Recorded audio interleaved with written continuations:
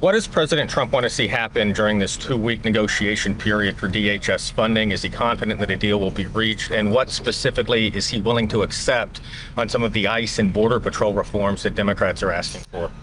Well, look, President Trump will be the ultimate decider of any policy changes on anything, especially with respect to immigration enforcement.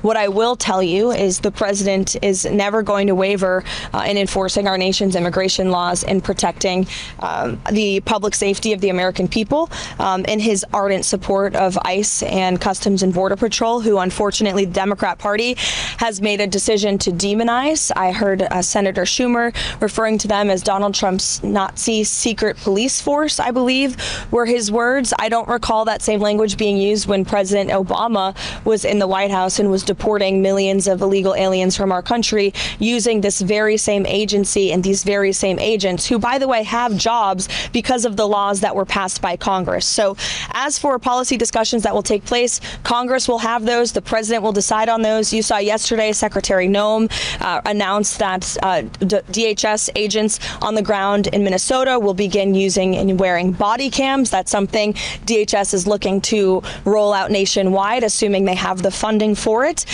So that could be part of the discussion. I know Tom Homan has been on the ground in Minnesota. He's there again today for direct dialogue with state and local officials to move these conversations forward as well. And I think you'll be hearing more from Mr. Homan tomorrow on some of the progress that has been made. So look, we're willing obviously to have this dialogue and to talk and to listen, but we are not going to concede in enforcing our nation's immigration laws and delivering on the mandate the president was given by nearly 80 million Americans to deport illegal alien criminals from our country. His administration is still expecting ICE agents during the Super Bowl. And what are the comments from President Donald Trump regarding what Bad Bunny said during the Grammy Awards, ICE out?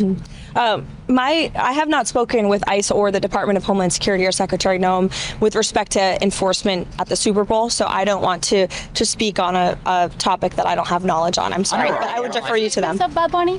I'm sorry? On the statements of Bad Bunny saying ICE out.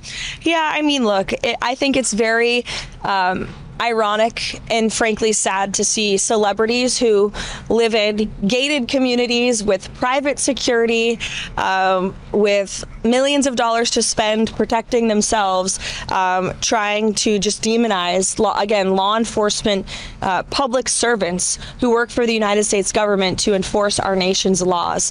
And you didn't hear this same type of uproar from celebrities in Hollywood when the previous administration allowed an invasion of our nation's borders and allowed innocent women and girls like Jocelyn Nungaray and Laken Riley to be killed and raped and murdered at the hands of people who should have never been in our country in the first place. And now you have law enforcement who are simply trying to do their jobs to remove violent predators like those who took the lives of innocent Americans. There was no uproar from Hollywood and the elitist crowd at the Grammys then, but there is now, and I think that speaks to the unfortunate irony that we're seeing in Hollywood. Talk about the Clintons.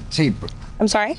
Go on. Sorry. Okay. President Trump approval ratings has went up in the Hispanic community since the Maduro's capture. What do you think about that? Because the legacy media said that the Hispanic community is scared about Trump policies. Yeah, I think it's a great point, but what the president obviously did with respect to Venezuela was a great thing for all Americans, but especially Venezuelan Americans who fled Maduro's illegitimate regime because of the horrors of communism. And I think it's a good lesson for all Americans to learn. Thank you, guys. Thank you, Caroline. Caroline. Thank you.